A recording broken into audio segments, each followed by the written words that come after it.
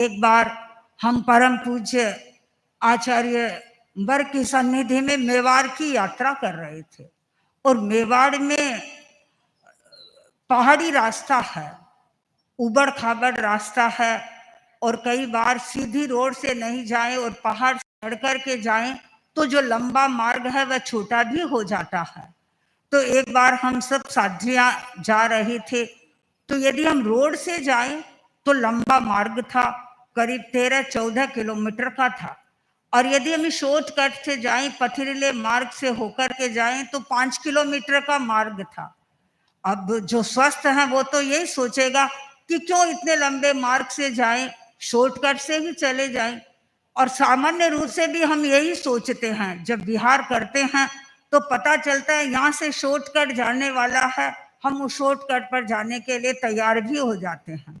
तो हम उस शॉर्टकट पर जाने के लिए 10-15 साथियां थी, तैयार हो गई और चलने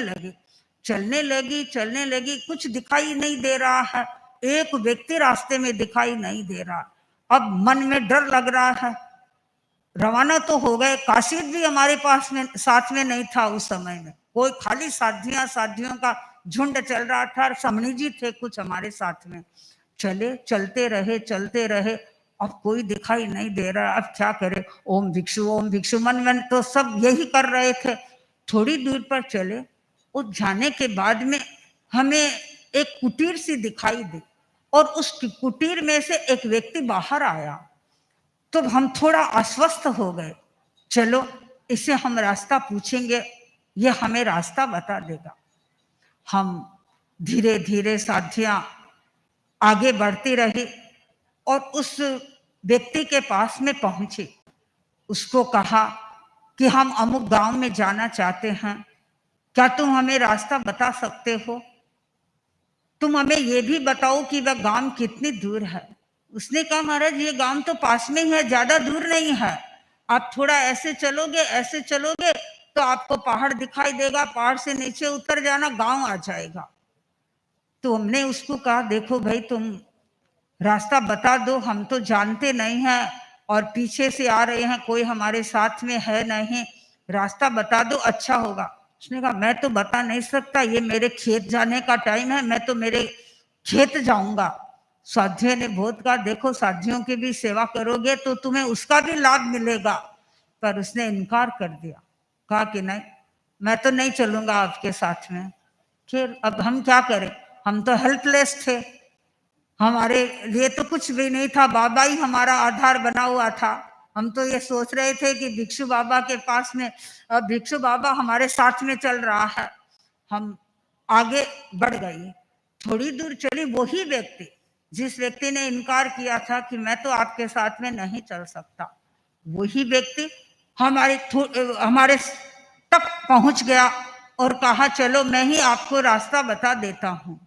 तो हम खुश हो गए और हमने सोचा चलो हमें रास्ता बता देगा तो हम अपनी मंजिल पर पहुंच जाएंगे।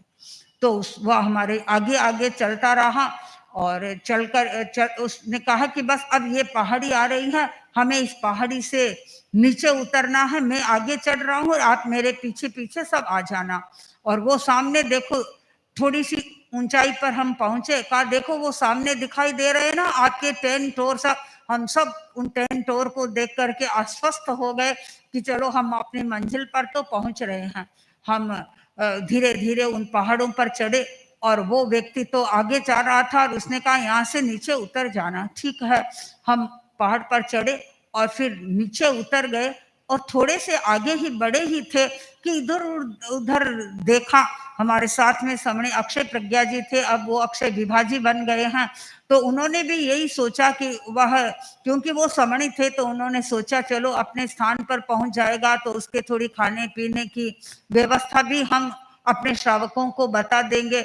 लेकिन थोड़ी देर में पीछे देखा, कुछ भी दिखाई नहीं दे रहा है, न वह व्यक्ति दिखाई दे रहा है, न उसका कोई आसपास में कोई अन्य व्यक्ति भी नहीं दिखाई दे रहा है।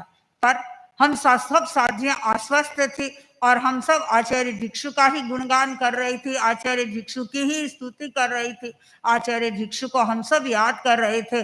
और हमें तो ऐसा ही लगा कि मानो आचार्य भिक्षु ने हमारी सहायता के लिए किसी ऐसे व्यक्ति को भेज दिया जिस व्यक्ति ने हमारी सहायता की और हमें अपने मंजिल तक पहुंचा दिया। ये तो मैं अपनी एक घटना बता रही हूँ। हमारी साथियां जब महोत्सव पर आती है तब कभी कभी ऐसा बताती है कि हमारे सामने बड़ी विकट परिस्थितियां आती हैं, हम आचार्य भिक्षु के नाम का स्मरण करते हैं और आचार्य भिक्षु के नाम में वह शक्ति है जो हमें भी ऊर्जा संपन्न बनाती है और उसी ऊर्जा के माध्यम से हम अपने सारे कार्यों को संपादित करते रहते हैं।